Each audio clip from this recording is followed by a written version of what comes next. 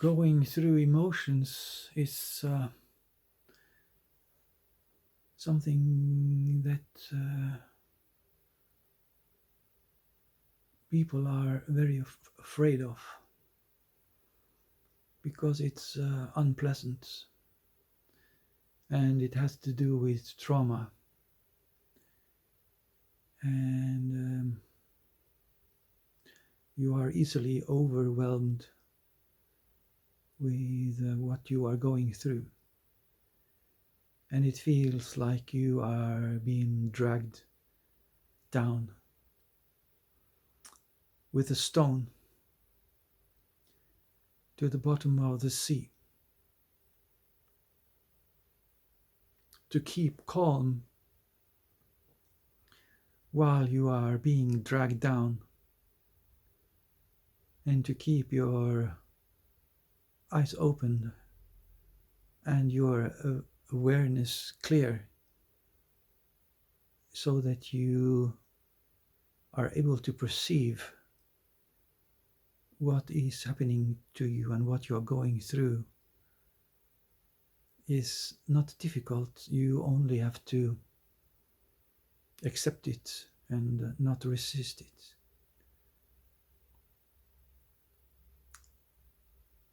But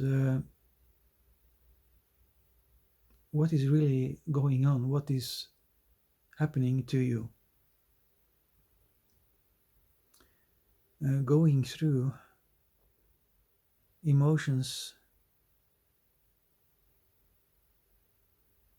probably is educational, and you are growing older and wiser, and you hopefully are able to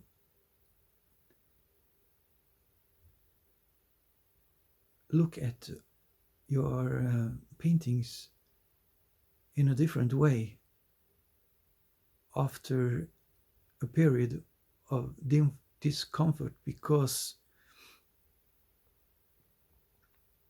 you have evolved and you have moved on your path, and you are not longer in the same location, and you are no longer the same person. You are different. We are not the same when we get old as we were when we were young.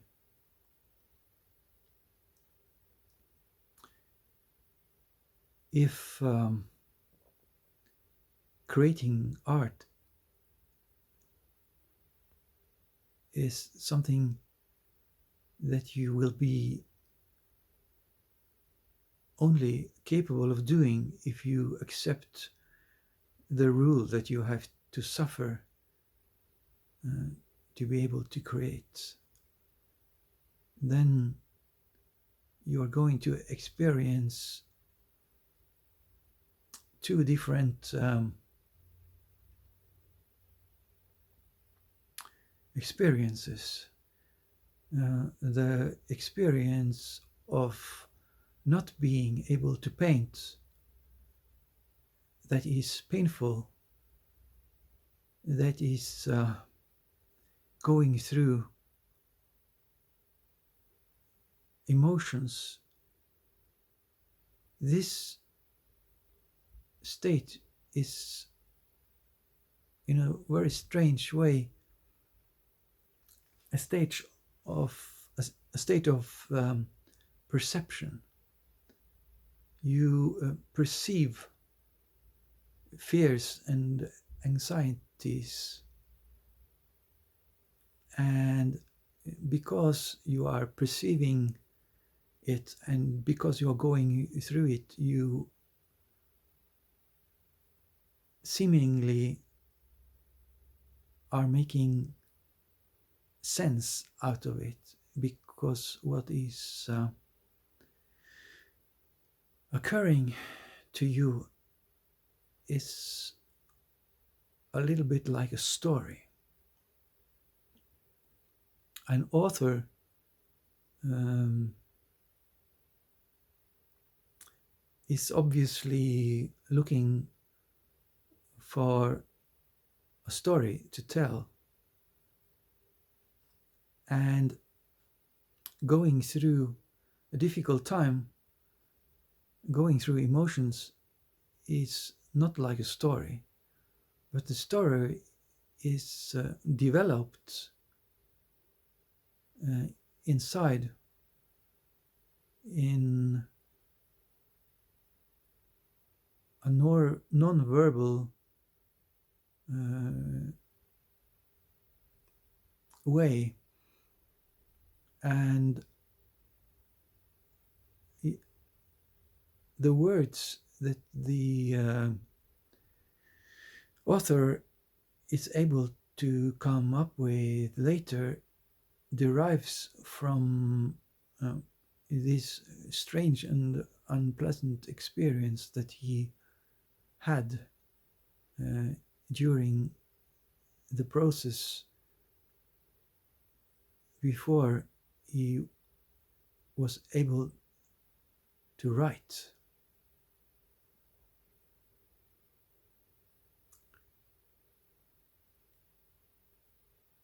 Uh, to paint is not to be verbal. You express yourself non-verbally, and in a way you could say that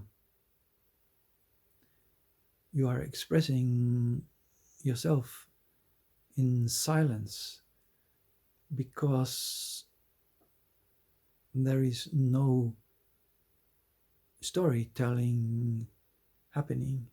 You are just making a picture,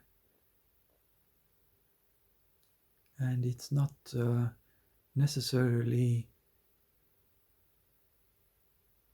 anything like a story. It can be like a snapshot in a movie that you have never seen. You can see the characters and the body language of the characters, and maybe it's possible to understand what situation these characters are in and what is happening, but you don't know the story and you have never seen the movie. You only see that one picture. So the characters are not saying a lot, they are just there in the silence. And to be painting is, if it works the way it's supposed to work, it's a moment of grace. You are lifted up. You are not, no, you are no longer falling down, and you are no longer being dragged down by any kind of stone to the bottom of the sea. You are floating in the air above the earth, and you are lifted up and held in the air because you are employed by the Creator to create something that is allowing the other people to experience this grace. There is strange kind of grace for people to experience when they look at good art. And this grace that you look at, that you experience when you look at great art, is also the same grace that the artist was receiving when he was painting. Not all art is created in grace, and some people adore art that is not graceful at all, and that I find very strange. I think that people that adore unpleasant art might not be able to experience their own emotions or go through their own traumas. So the nearest they can get to experience or re-experience the trauma of their childhood is to experience art that represents the suffering that they themselves are not able to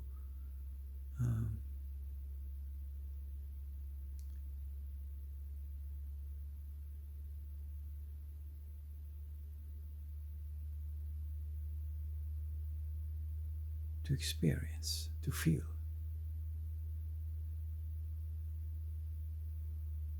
So these are the two different states of mind that are so mind-bogglingly different that when you are in one state you have no memory of the other. The emotions that you are going through prior to creation is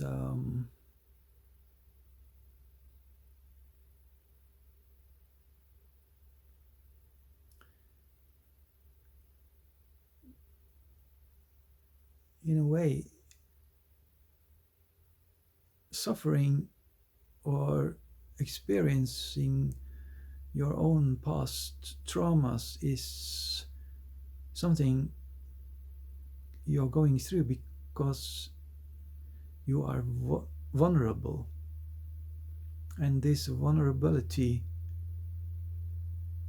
cannot be sustained for long periods of time. If you get up in the morning and you have a bad day, you have a bad morning, if you don't resist the suffering, you are going to experience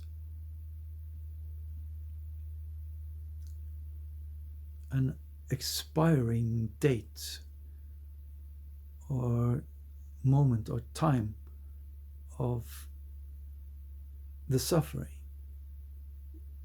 You go through the suffering and suddenly it's no longer there. I've even experienced missing the suffering because it was fascinating and interesting. And when I get to a stage later in the day where I no longer suffering, I find it's like life has become meaningless, and the information that I thought I was receiving, I no longer receive. And and I can't go back to receiving anymore. I might have to wait until the next day before I will be able to suffer some more. So this is the paradox of suffering. When you are suffering, you are complaining, though you receive information. And when you no longer suffer, you complain because you don't receive any more information.